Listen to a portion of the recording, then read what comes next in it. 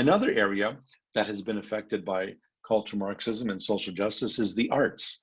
And when we look at art, particularly those that have been composed by well-known artists like Leonardo da Vinci, who painted the Mona Lisa on the top right corner, or we think of Rembrandt, who would paint scenes of nature and so forth, or Michelangelo's famous Pieta there on the left, the sculpture of the dead Christ in the lap of his mother, Mary, immediately after the crucifixion when he was taken down from the cross. When you look at this art, what you see is, you see, for example, with the Mona Lisa, you see the beauty of not just nature, but the beauty of the human. And is she smiling or not? This has become one of the most famous paintings in Western art. And of course, we look at Rembrandt's nature scene there. We see the beauty of God's creation, the trees and the sky and the mountains and the fields and so forth. And then with the Pieta, the sculpture by Michelangelo, the beauty of this is seeing the reality of death and the reality of sin and the reality of men's wickedness in putting Christ to death. And we see Mary holding her son. The idea there that the son that she held in her arms as a babe is now an adult who is now in his mother's arms, but this time wickedly murdered and executed by sinful hands. And there you see the pain, the pain in Mary's face as she looks down at the body, at the limp body of her dead son. And this is what art would do. Art would bring out passion in us. Art was meant to attract us and to meditate on beauty and detail and so forth. And this whole idea was based on the fact that God created order and that God created beauty and God put meaning into his creation. But when we look at the so-called leftist art, we will find something different. Here you have a painting by Salvador Dali, and here you have a scene of the Last Supper. And if you look very closely at this painting, there's something very strange here.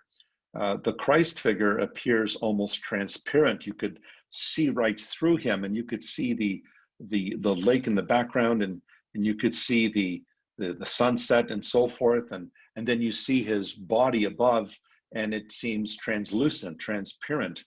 And this is deliberate because what Salvador Dali is trying to show is, number one, that this Christ is not a real human being. This Christ is actually something more like a spirit, like a phantom.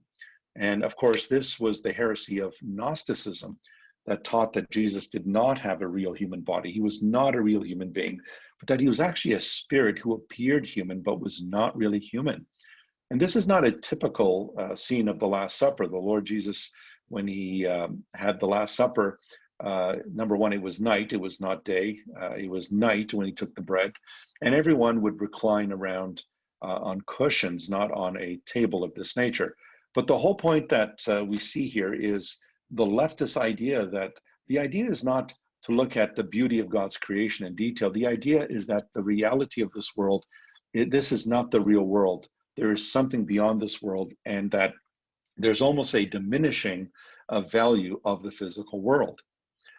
And another idea of art is this famous golden toilet in the United States. This is in the Guggenheim in New York City.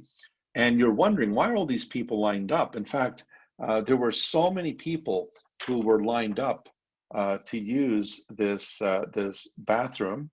In fact, this bathroom was the most visited in this museum because of this considered work of art. So this toilet here is made of pure gold.